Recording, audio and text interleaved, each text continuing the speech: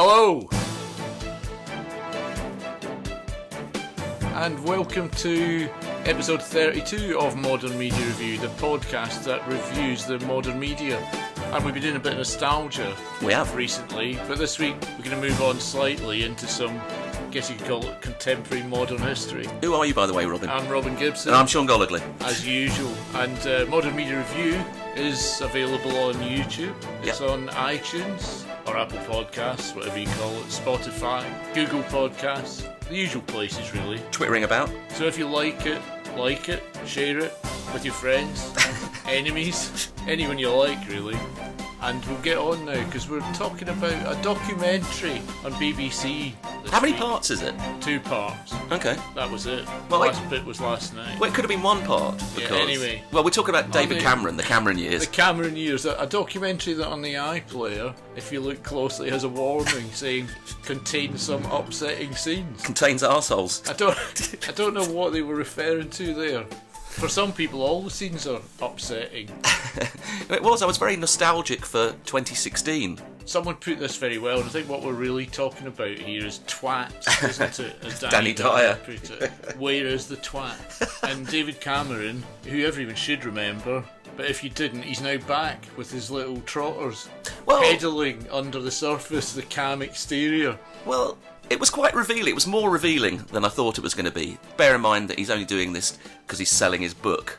Yes, a book that no one will buy. No. These things always end up remaindered in 50p in book world, don't they? In one of those closed down shops in the high street. Just before Christmas. And now normally we're very enthusiastic about things when we look at them. It's hard to be enthusiastic about David Cameron except in the context of what we've got now. Well, I don't know. I think David Cameron is a little bit like us, Robin, because when I was at school, the 2 lads that sat next to me on my desk, they both became Prime Minister.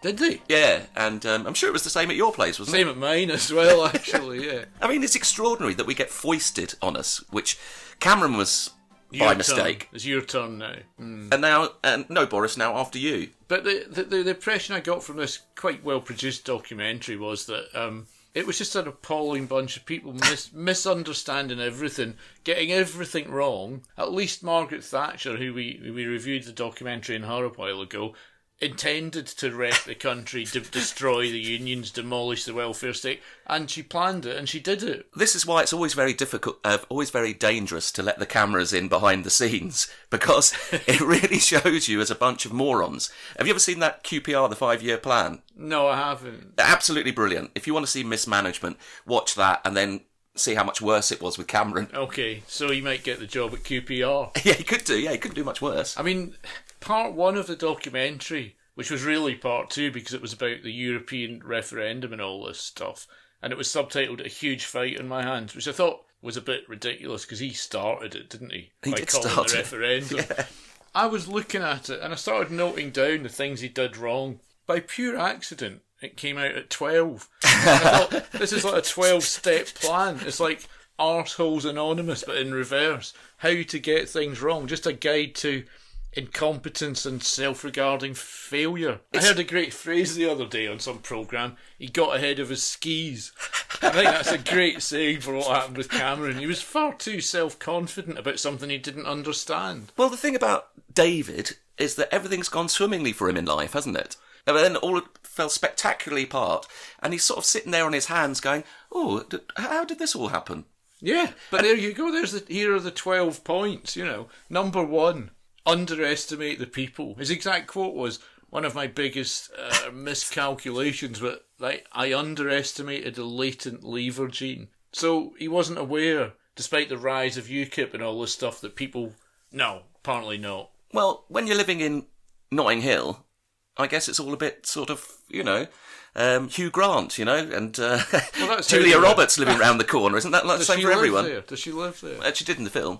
Okay, well, she didn't. She visited that's in the film. That's as good as real life, isn't it? Number 2, step 2. Hope, this is a good one. Hope things won't happen that do happen. This is in the background of chaos in Greece and problems of the euro. And he goes, I hoped Europe would not be the big and defining issue. But then all these things happened. What? One of the reasons that you elect somebody into a position of power They should have foresight. This is why you put a leader in place, is that they're getting the big bucks because they can see the bigger picture, see stuff coming down the road that maybe we don't see coming, and steer the ship around the iceberg. No. Whereas he was like the captain of the Titanic, full steam ahead, straight in and crash. He just hoped. Yeah, I'm sure it'll be all fine. Step 3. The equivalent of trying to take your ball home and things don't go right. He's talking about some treaty. This is a previous treaty. I was saying, I vetoed the treaty, he says, and then what happens? They do it anyway. Didn't he know they could do that? Well, it's a bit unfair, wasn't it? So he's getting discombobulated by now.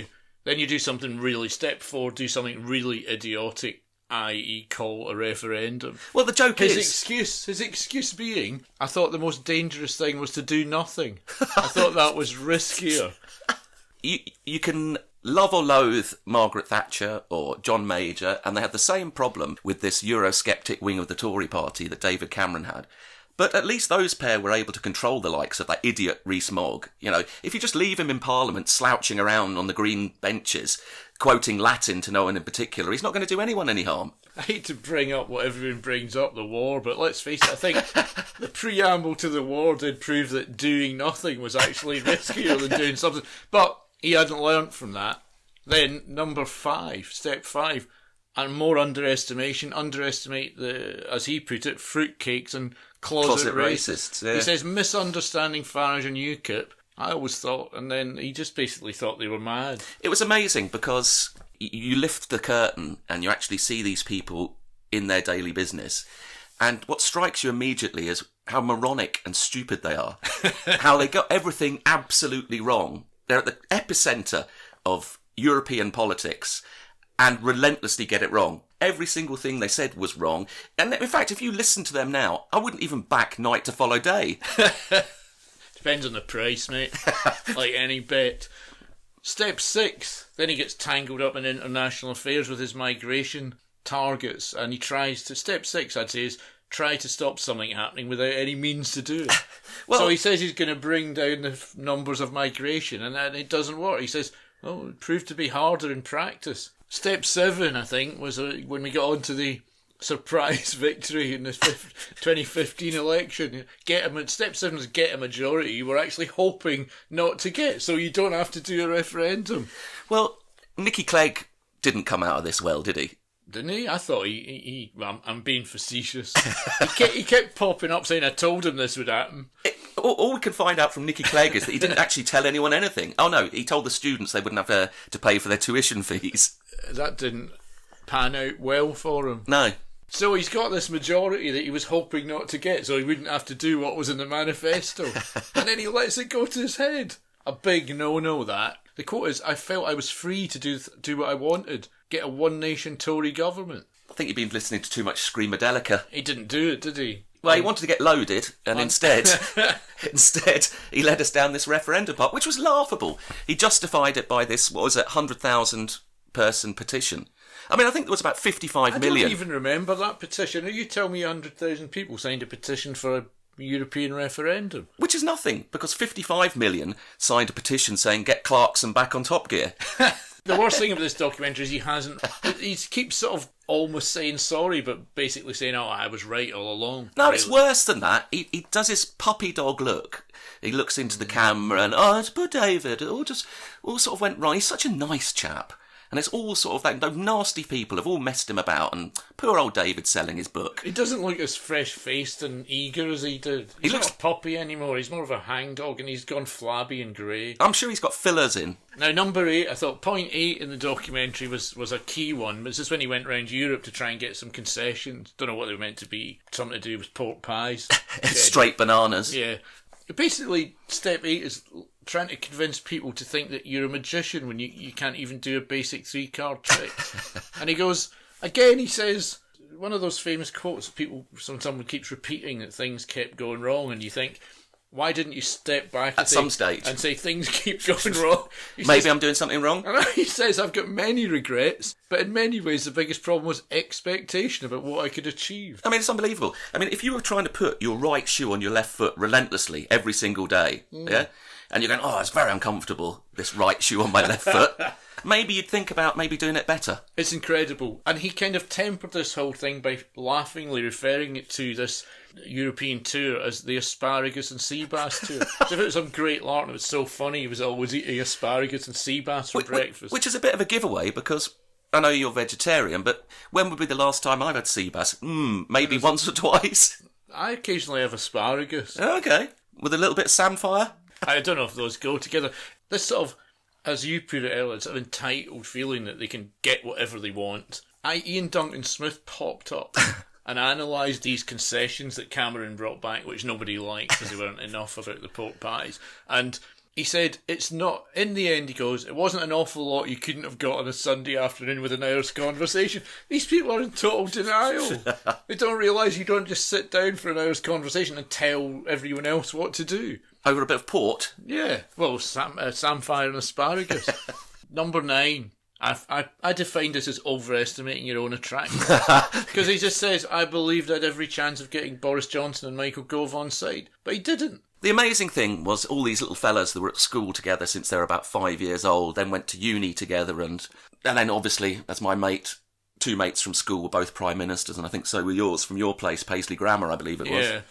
Man, actually, you do have some famous alumni. Yeah. David Tennant, Michael Barrett of Nationwide fame, Andrew Neil. And these guys have this sense of entitlement, and when things don't go wrong, it's all a bit of a shock. When things don't go wrong. But sorry, when things don't go right. It should be a shock when things don't go wrong, actually. I mean, step 10 of this excellent plan, I'd say, is completely overestimating your puny efforts. Because when he hit the referendum, he actually says he thought his renegotiation deal was a good piece of work for the country, but no one's aware of what it even was. And it was never going to be enough for the likes of Rees-Mogg and what have you, because that's like giving a shark a sprat and expecting him to be happy and... True, but incidentally, they didn't really crop up too much, Stuart. They're a very recent phenomenon, the ERG. Step 11, I'm getting to the end here where, you finally... It's very hard to get to the end of the 12-step plan. No, it didn't take him long. Conclude things 3 years too late. Because he concluded in this film that he said, I can't help but conclude, as if he just thought of it, that Boris Johnson was taking a romantic course to act like a national hero and a leader. Couldn't you see that at the start of this, that Johnson was going to do everything to make himself look good? And nothing for the good of the country. And Cameron has no excuse, because the pair of them were in the Bullingdon Club at Oxford. So you can't say that someone like Boris Johnson, who yearned to squire the most attractive woman in Oxford and yearned to be head of the Oxford Union, that this is just a completely narcissistic man who wants the big job just so he can have the big job. Do you know what I mean? Well, it's a surprise he's going to stab you in the back. Apparently so. He can only now conclude that he was stabbed in the back. It became necessary to destroy democracy in order to save it. Yes, that's a great line. Yeah. That applies to so much nowadays. Yeah. Leading on to step 12, which he managed very quickly, as soon as he announced the referendum, walked straight into the abyss, doing absolutely fuck all about it. Exactly. He actually said, do I fire people? Should I fight people? Oh, I don't know. What about do nothing? I held back because I didn't think it would work. And there he is, finished, out on his arse the next day. Well, it's worse than that. He's like one of these whales that beach themselves. And everyone's there going, help him back into the water. Help him save David. He's done it again. He's beached himself. And you get him out into the river again, and he looks happy for a minute. And then all of a sudden he's back on the beach and he beaches himself. Apparently these whales are influenced by wind farms. Ah. This is one of the big anti-wind farm arguments. It's killing whales. I heard someone say that on the radio the other day, nice. but it was quickly debunked because now the radio hosts just look it up on Google and tell them they're talking a load of shite. It's a shame people couldn't do that with David Cameron, wasn't it? Yeah, just as well he wasn't bloody running Thomas Cook or something. A lot of people wouldn't have had a lot of holidays over the past few years. And he does end up by saying, I will think about this forever.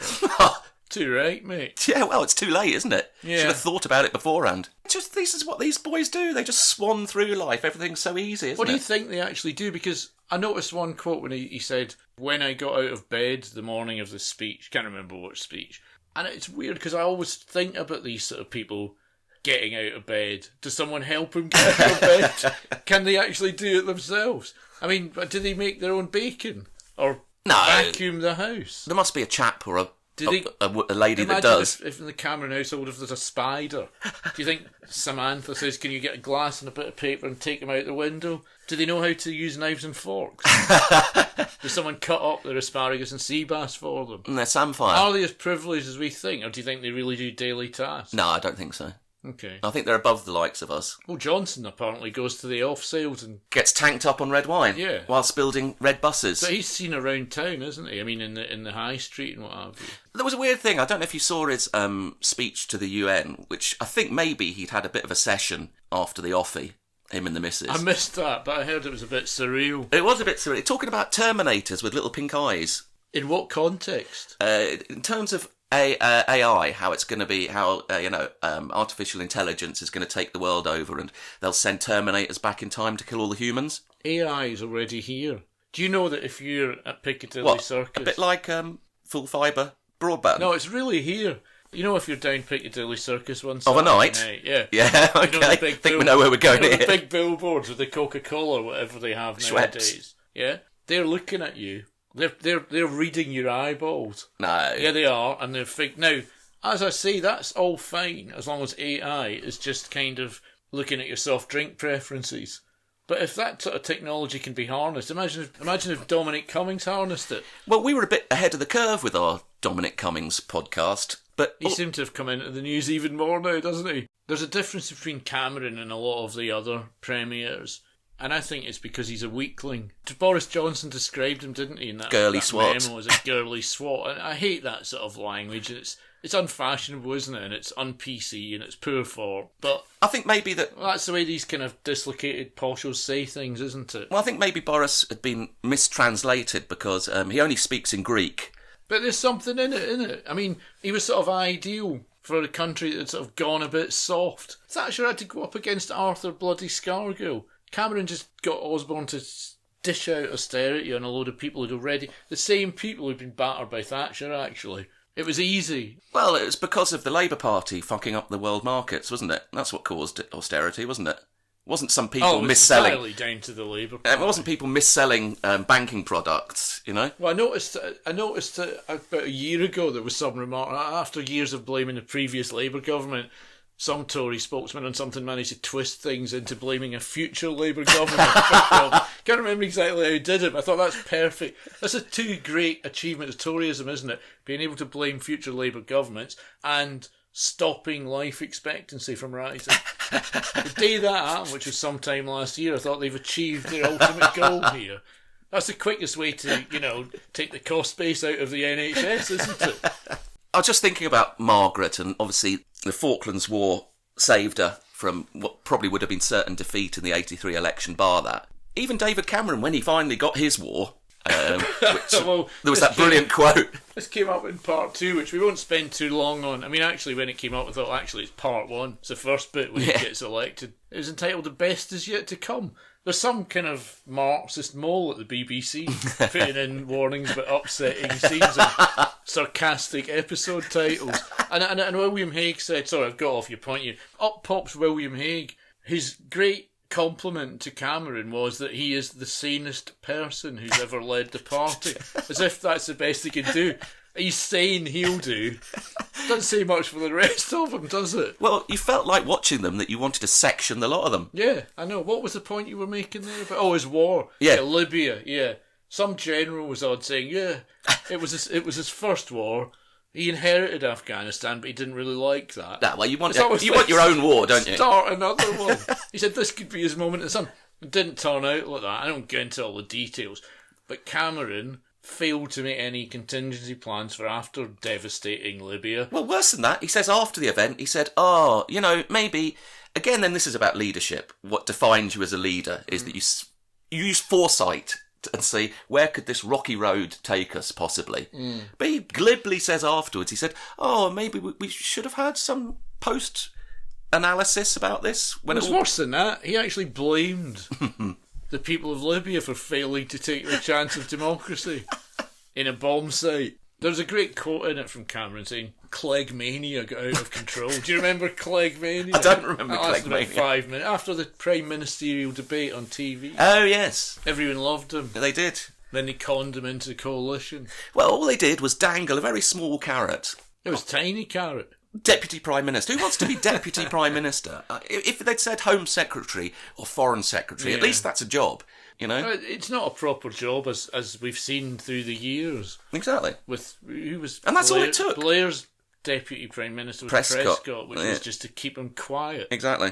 The whole point was, it was such a cheap bribe to get him to throw away all these things, all the goodwill he'd built up in the election and done well in the election. Yeah. And he spunked it in about 2 seconds. Do you want to be Deputy Prime Minister? Yes. What about school fee? Oh, don't worry about that. We'll forget all that. It's okay, though. He got that job at Facebook. He's expert, isn't he? Yeah, he's an expert on that sort of thing. There was a side bit in here with a Scottish referendum, which obviously is a long time ago now, where he admitted that he'd got the Queen to stick her oar in. Yes. He said, we'd like you to just raise an eyebrow. Just half an inch or something, he said. He said, nothing improper. Just raise your eyebrow. But that's not meant to happen, is it? No, it's not. Because the rest of us can't get the Queen to intervene in our affairs. Oh, don't you? If you say you're taking your car for the MOT... And it fails. You can't get the Queen to raise her eyebrow, can you? When the bloke goes, I think this could be a pass. By the way, I did phone the Queen the other day. Did she raise an eyebrow? I bet she did. Well, we were arguing about what we were going to have, whether it was going to be fish and chips or pizza. And I said, Elizabeth, could you just raise the eyebrow just half an inch when I say fish and chips? And she intervened for me, and we got fish and chips. That's good. Yeah. No, I mean, getting back to this lot, what a mob of useless idiots. Well, it leads nicely on to that Channel 4 documentary, Tories at War. Oh, my God. Which I don't want to go on about too much, but they just haven't got a clue, have they? The other thing is, there must be some psychological, psychiatric problem that they have in the Tory party, is that they all hate each other. Yeah. What comes out is that every single one of them hates every single other one of them. And you had these opposing views like Nicholas Soames, who suddenly become... Yeah, I'm sure a few years ago we thought he was an appalling old Tory git, wouldn't we? But now he's a sort of national treasure. Well, that sounds like Lenin compared to what these Brexiteers think he is. He sought his opinion on a sort of no-deal Brexit, and he said, we are completely buggered, which is probably about right. And then he sought Jacob Rees-Mogg's opinion, and he said... Rain at times. What a smug little prick. He thinks he's funny, doesn't he? Smug little prick. I mean, all you have to do is see the back pictures of him on Google when he's trading stocks and shares as a 6-month-old baby, I think it was. Well, this is the most interesting thing about Tories at War, which was entirely predictable, except it wasn't, because it brought up someone I didn't know much about. Andrew Bridgen. He was pictured at some rally going up yours. Who knows what to, things in general. They went to his constituency for one of these vox pops, and I just thought there's probably sort of definitive quote from Brexit. Some person in his constituency, don't know where it is, said, I don't really know much about it, but yeah, I think we should leave. That's about the level of debate we've got going on here, isn't it? I don't know much about it, but yeah. And the other thing is, people call you a snowflake or all the rest of it, but these people are shouting about, like we were talking last week, nostalgia for something that never actually happened. This whole thing that they managed to weave into the argument is that, this is what we fought the Second World War for. It's a golden age of Dick Emery. Did you not see the Sun's front page the other day? No. About the High Court, the Supreme Court judges? No, I missed it. It said, ooh, you are lawful, but we don't like you. Oh my God. I thought, no one under 50 is going to understand that. But yet, that's not the only point. Dick Emery kind of sums all that up. I know he's more like 70s or early 80s than 50s, but it's just a long gone era. All these things are this great, the Empire and Britannia rules the waves, all this nonsense going on about it, weaved into Brexit. Dick Emery would be spinning in his grave. Was he a left-winger? I have no idea. I don't think he was very progressive in his views. No. It was interesting in Tories at War that, although it was Tories at War, it had a lot of Farage. They hadn't predicted any of this, like Cameron. They didn't see the ERG coming. They didn't see Rees-Mogg coming for them. They didn't see any of these people. David Cameron's like Chicken Licken. It's like the sky suddenly falls down and he's totally clueless about anything. The one thing you can say about Farage, and he's the only one on there who, if he gave you a tip, you might back it, because he was relentlessly right about every twist and turn this was going to take. Yeah, Farage, he was like an oracle, a seer, a sage for the ages. Well, yes, but then again, it's not difficult to look good amongst those morons. No, I know, this is the problem, isn't it? They were all as we said, hopeless people getting everything wrong and fighting each other all the time.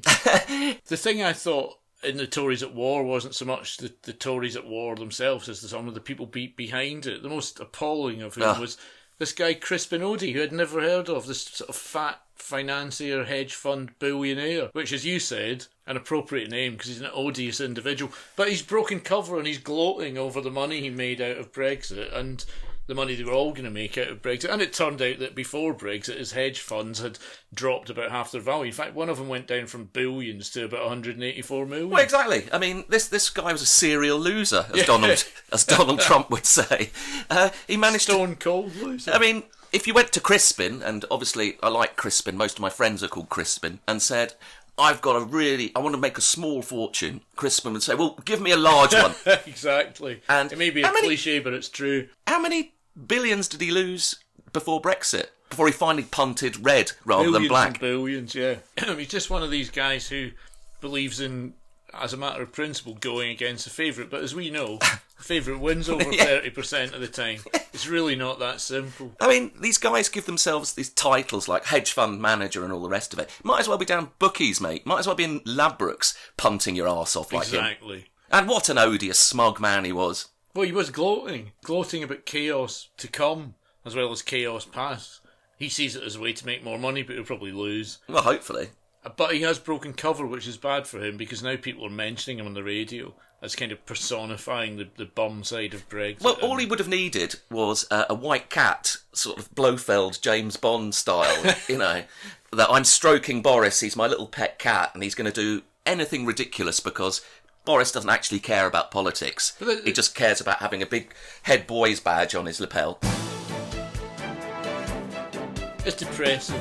That's why I want to stop talking about Tories at war. Okay. And do something different next time. Well, we'll do something, I think we should do the circle. Which we loved. Because we were onto that pretty early. So early, in fact, it was before Modern Media Review started up. That's right. So we didn't do a podcast about it. But now it's back and everyone's caught on to it and it's looking good. Well, it's a bit like Nicki Minaj for you, isn't it? Found it very difficult when she got popular.